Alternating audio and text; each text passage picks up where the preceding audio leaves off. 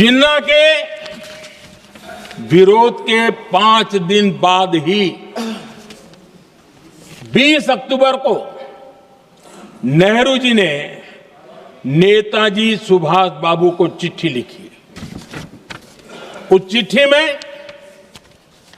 जिन्ना की भावना से नेहरू जी अपनी सहमति जताते हुए कि वंदे मातरम की, ये जो उन्होंने सुभाष बाबू को लिखा है, वंदे मातरम की आनंद मठ वाली पृष्ठभूमि मुसलमानों को इरिटेट कर सकती है। मैं नेहरू जी का कोट पढ़ता हूं।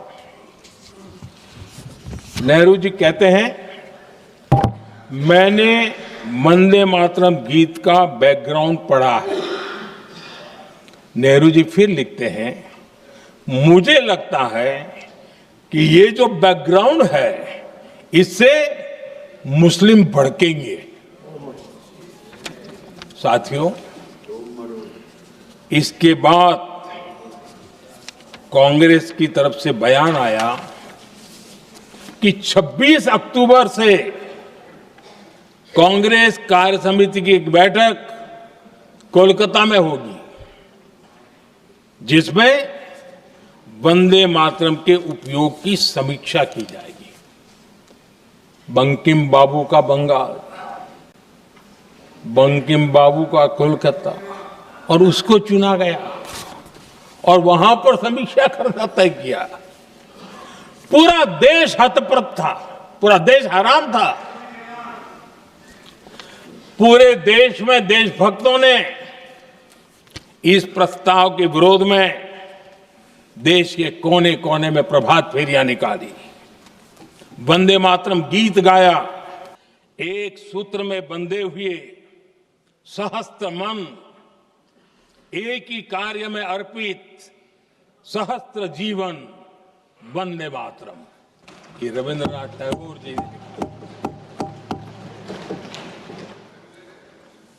आदरणीय अध्यक्ष जी, उसी कालखंड में वंदे मातरम की रिकॉर्डिंग दुनिया के अलग अलग भागों में पहुंची और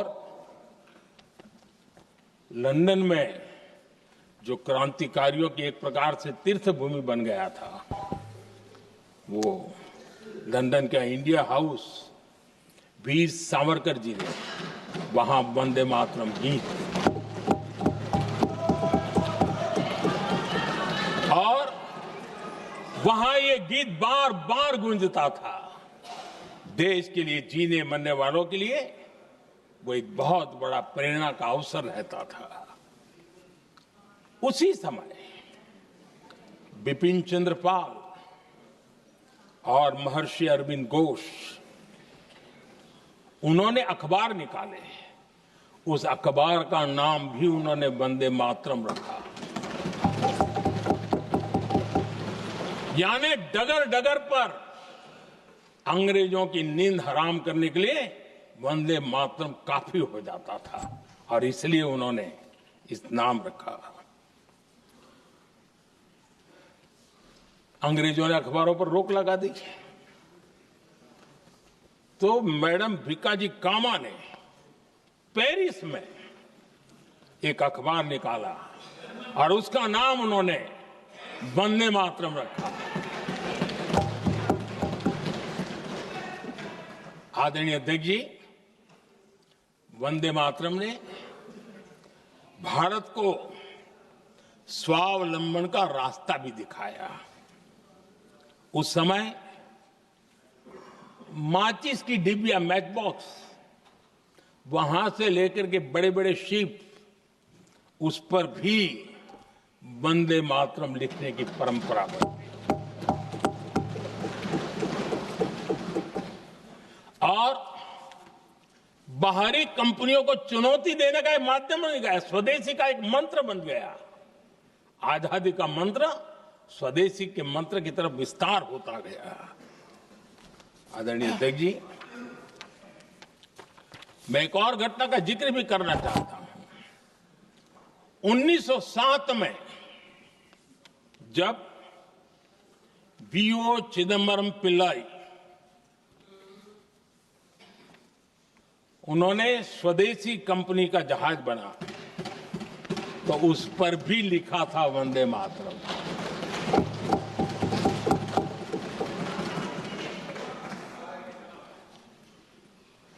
राष्ट्र कवि सुब्रमण्य भारती ने वंदे मातरम को तमिल में अनुवाद किया, स्तुति गीत लिखे।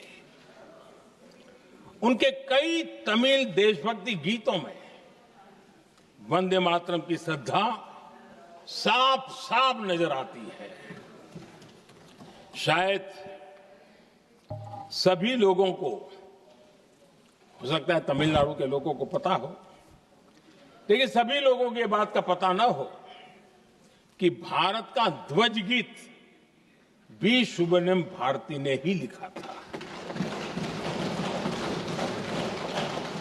उस ध्वज गीत का वर्णन जिस पर वंदे मातरम लिखा हुआ था, तमिल में इस ध्वज गीत का शीर्षक था ताइन माणी कोड़ी पारीर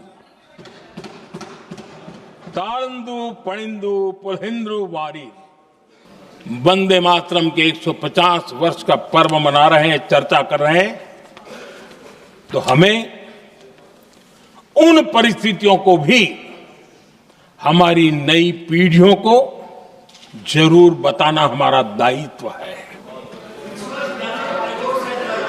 जिससे के वजह से वंदे मातरम के साथ विश्वासघात किया गया।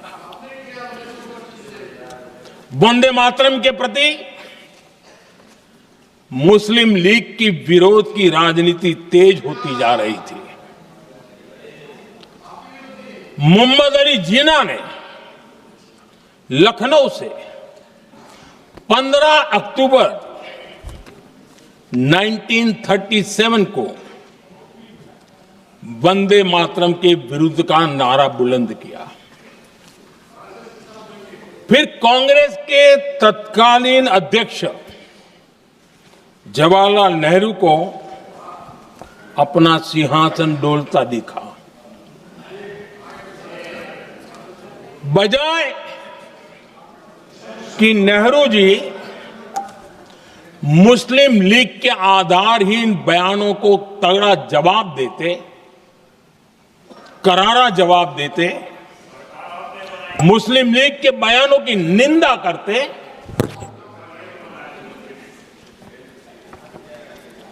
और वंदे मातरम के प्रति खुद की भी और कांग्रेस पार्टी की भी निष्ठा को प्रकट करते हैं।